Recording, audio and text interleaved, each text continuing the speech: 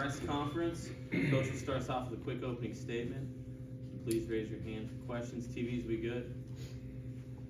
Cool. Thanks, Coach. All right. Just looking back, obviously very disappointed in the outcome of that game. I felt, we played good enough to win the game. Again, too many critical errors. Particularly, the turnover on the kickoff return, which is basically giving them 7 points. And that's very, very frustrating.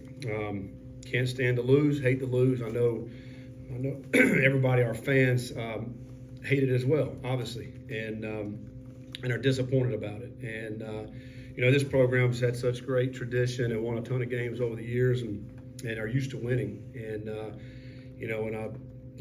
hate it for our fans that come out and support us and fill that stadium and that are loud and into it and that are great. They're great for our players and our staff and everybody. And that's what I'm very disappointed about. And we got to continue to work. We got to continue to get better. I think when you think about making this jump from the American and to the Big 12, you knew there was going to be some transition parts of it that we probably wouldn't like. But the bad thing about it is one that's frustrating, that hurts me so much, is the fact that there's at least 3 of these games we should have won and we didn't.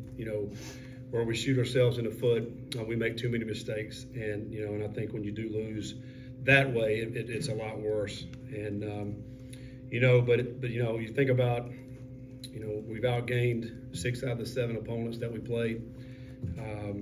We've outrushed 5 out of 7. We rushed for 250 yards over twice and lost both of those games. I mean, it's crazy. We're sitting here, we're stopping the run, and we're running the football at a high level. Usually that translates into a lot of wins. Now, so what's the outlier? What's the reason behind it? Now, I'll look at 2 things, and number 1 is the turnover margin. And I think we're over 120 is somewhere in that range in the country in turnover margin. You're not going to win that way. And the other thing is, scoring points in the red. And I think a couple of times this past week we went for it on 4th down.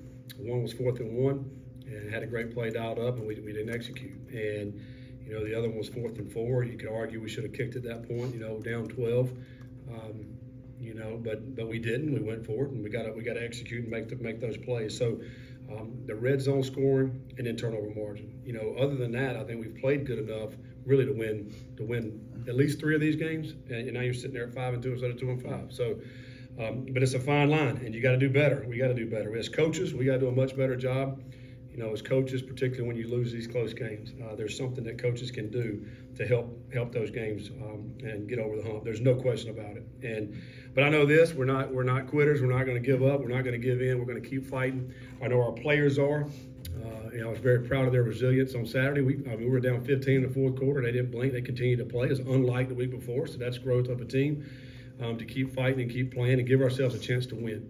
And we're down 3 there in the last drive and had a chance to go and didn't get it done. But that is the encouraging part with the energy that we had about that. And so we're going to look forward now to Oklahoma State. We're going to carry that energy that we had into this game, which is an outstanding football team.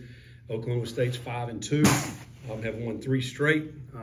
They've got a lot of confidence right now. They're rolling, and I think the switch they made I think it was around the 3rd game or 4th game. They kind of decided what they were going to do on offense. Early in the year, they were playing 3 quarterbacks, and now they decided on the 1 quarterback, and they decided to hand the ball to 0. And that kid has been tremendous the last 3 games.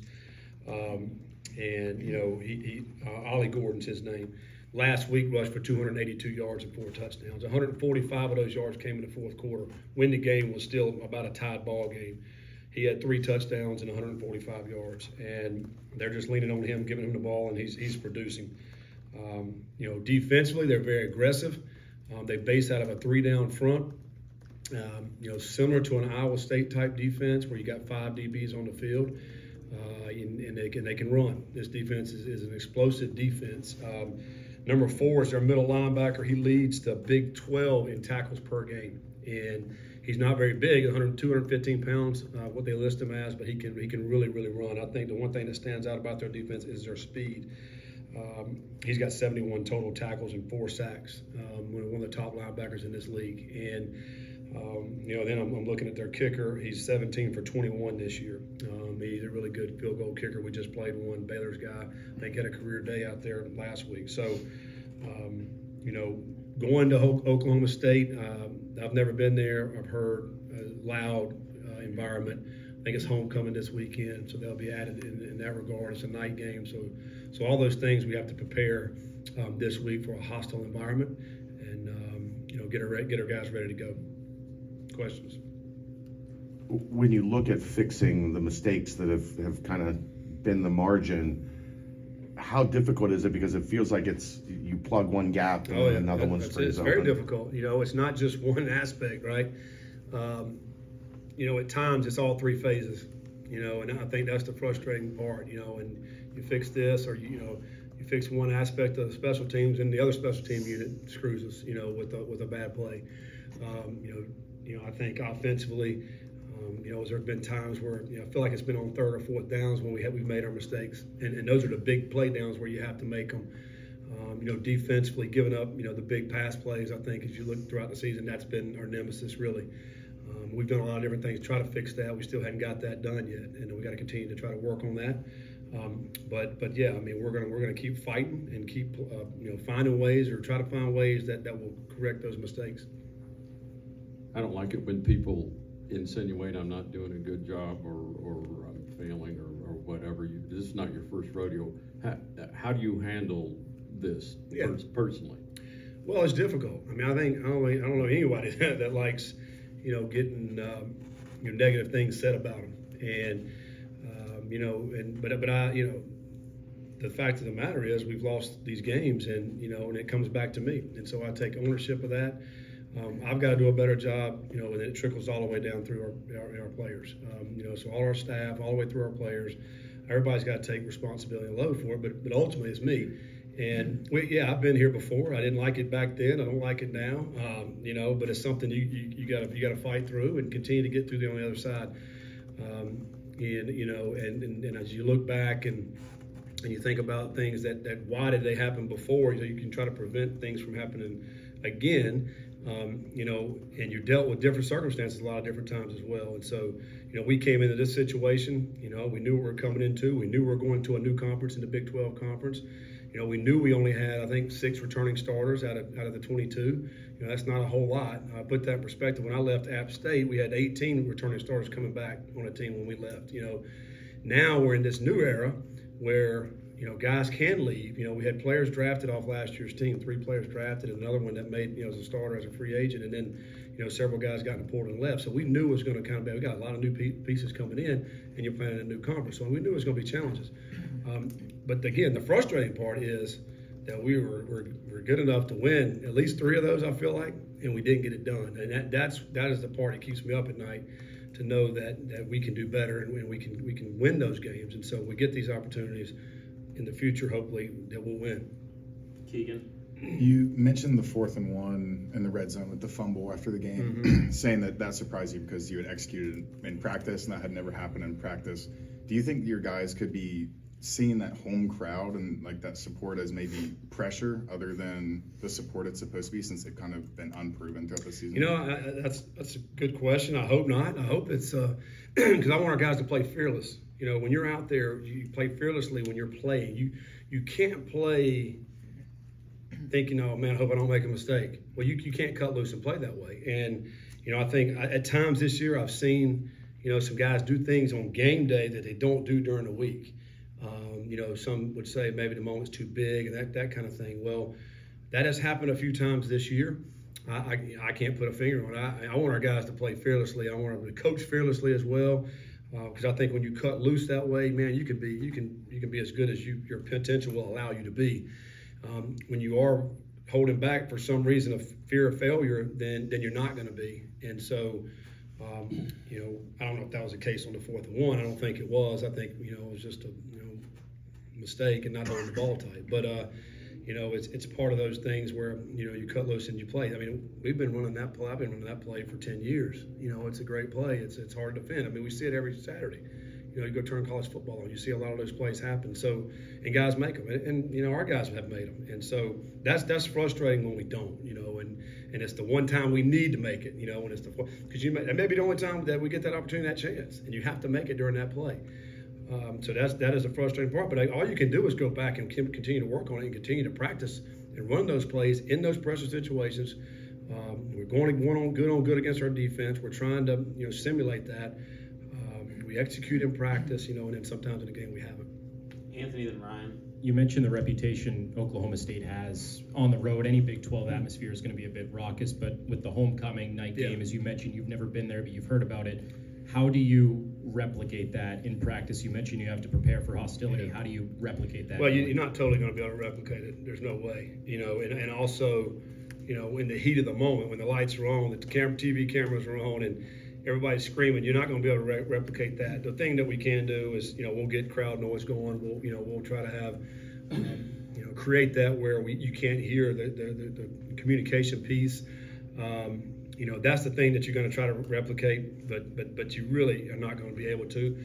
Our guys have, we went to Pitt, I think earlier in the year, it was loud. The student section was really loud. I think our guys performed, very well in that environment. So, like to think we'll go in there and perform in this environment, and that will not be an issue.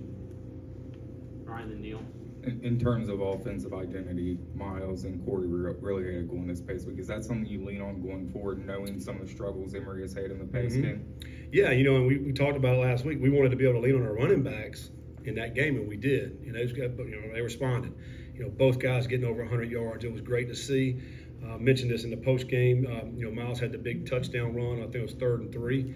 Broke out. It was a long run, our longest rushing touchdown this year, which is awesome.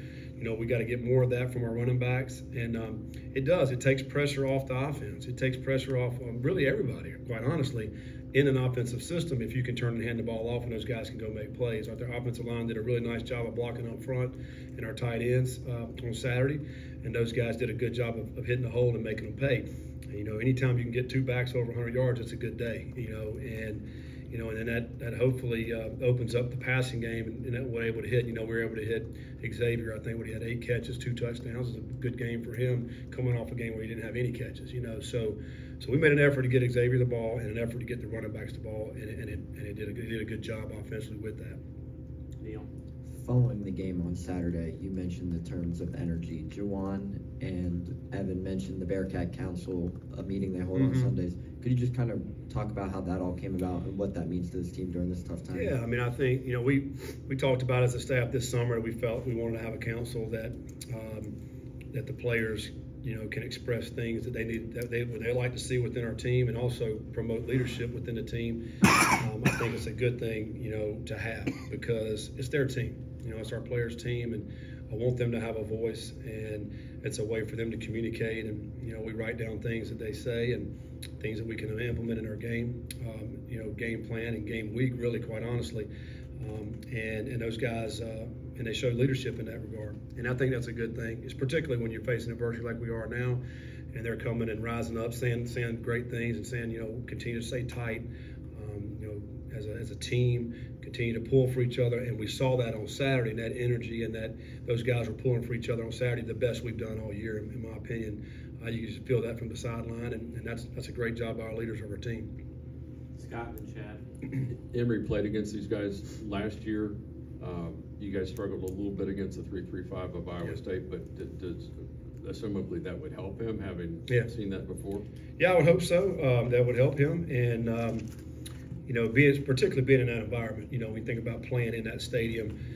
It's a really tight sideline in that stadium. The stadium, it's right on top of you. Maybe as tight a sidelines I've seen. As you're watching the film, there's zero room there, and the fans are right on top of you, so that could be intimidating. But having played there, hopefully, it won't faze him. He's played in the SEC, he's played in some big stadiums. I don't think it'll faze him. But as a football team, we have to know about that environment when you get in there. But then you got to tune out all that. You got to tune out all the things that are going on outside of the field and in between the white lines, and really focus on your job and what you have to do against the opponent. Is there anything specific they did to get their rushing offense going over the past 3 weeks? Did they change anything? I think philosophy, really. they were searching early in the year for an offensive identity and what they wanted to do offensively. And, this is coming from Coach Gundy. I mean, and then when they really solidified on what they wanted to do offensively in their running scheme, it benefited their running back because he feels very comfortable in what they're doing. I think they're keeping it more simple and more repetitive in the same plays that they're running. And then he gets a chance to really see it, and he is seeing it. And then here's the thing that's unique about this back. I mean, he's a big back, 6'1", 211. He looks bigger on film, but he's got some speed. Like this guy, when he breaks out and gets to the second level, you see DBs just falling to the ground and him hitting the hot sideline and going to the house. I mean, he's got 8 rushing touchdowns. I mean, he is a talented running back that when he hits the second level, he can take it the distance. So you have to be able to try to hem him up and not let him get loose out in the secondary because the teams he's played the last few weeks, I mean, they haven't tackled him. And, he mentioned this last week in the fourth quarter when it was a tight ball game and you knew that they were going to run the football, Oklahoma State was, and West Virginia couldn't stop him. When he had 145 yards and 3 touchdowns, it really kind of blew the game open there in the fourth quarter.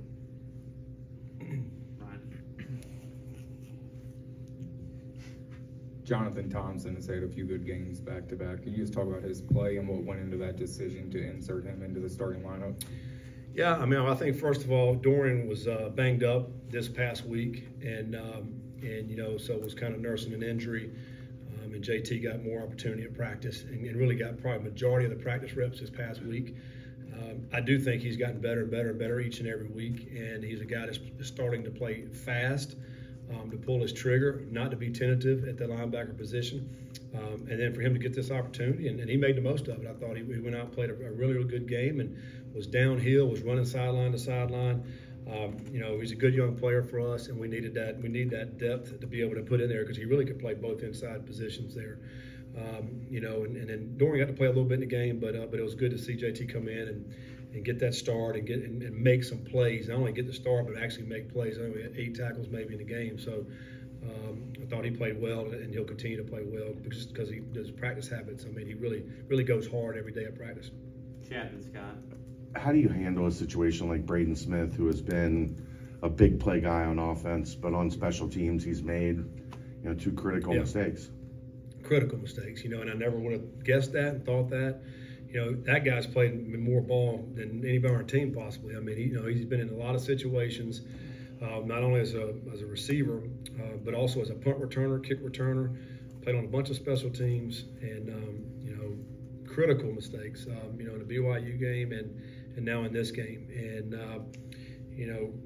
catastrophic mistakes because they're giving up touchdowns, really. And so I think Braden is a guy who has a lot of pride. It tears him up inside, and but it's something that we got to certainly look and see. All right, does somebody else give us a better option there? But I do think Braden. We do have confidence in Braden. I'm hoping it's a fluke. That we won't see that again, and but I do think he's a good player and he cares. So hopefully that's just some unfortunate errors that won't happen again. How do you prepare for Gordon in practice, and who is that person?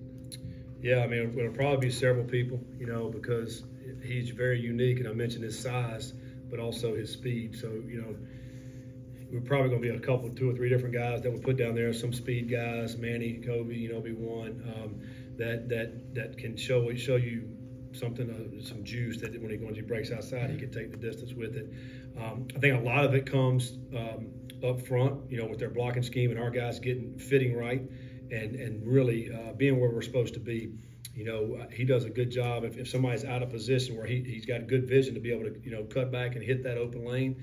We have to have our guys where they're supposed to be. Now, the good news is our guys up front have done a good job in the running game so far this year. But this will be our biggest test to be able to stop the run this week. I feel like a lot of the teams we've played, they have not run it consistently as good as Oklahoma State has this week. So this will be our biggest test, and it really is going to start up front. And having said that, their offensive line is good. Their offensive line has got a lot of older players on it, a lot of seniors up front, and As I'm looking here, seniors, juniors, senior, 4 seniors that start up front, and I think, and for them, they've been leaning on those guys and letting that running back, pick and choose. So we got to do a great job with our defensive line and our linebackers filling those gaps. Keegan. You mentioned the returners. Is it your plan right now to have Braden and Xavier back there for Oklahoma State? And if not, who else could? We'll possibly see. do it? I think we're gonna get Ryan back this week. He's a guy that's been back there in return games. We got great confidence in him. We've missed him. What's he missed? The last 3 or 4 games, maybe. I think Oklahoma was the last time he played. So he practiced Sunday. So hopefully he'll be back this week. So I think he may be in the mix. Braden will certainly be in the mix. Xavier will be in the mix. Xavier had a nice return Saturday. So I think, but I do think Ryan will be a guy that will also get back there. DJ Taylor will be another guy who has done that in the past that we'll get a look at as well this week. So then we'll see what we need to do on Saturday. Final question, Chad. When looking at guys on the edge, it feels like when Justin Watley is in, he's been able to get pressure on the quarterback. Is he potentially earning a little bit more of a look there? Yeah, I think he's, Coach Stu rotates those guys in up front, keeps them all fresh, and then you're looking to see, all right, who's the guys making the plays, and if Watley certainly has, I'm like you, I've noticed where he's come out and made some plays, getting in the backfield, and certainly if he's able to do that, then you want to play him a little bit more. At the same time, we will rotate and continue to get those guys fresh and keep them in there. But Watley is a guy that plays. The last few weeks, he's played with a lot of good energy, and been in the backfield some. And you couple that with some of our other guys, and Briggs and Corley. I think those guys have been playing at a consistent level as well. And hopefully they'll get in the backfield and keep this running back from breaking through to the second level, because that'll be key. All right, thanks, guys. Thanks, Coach.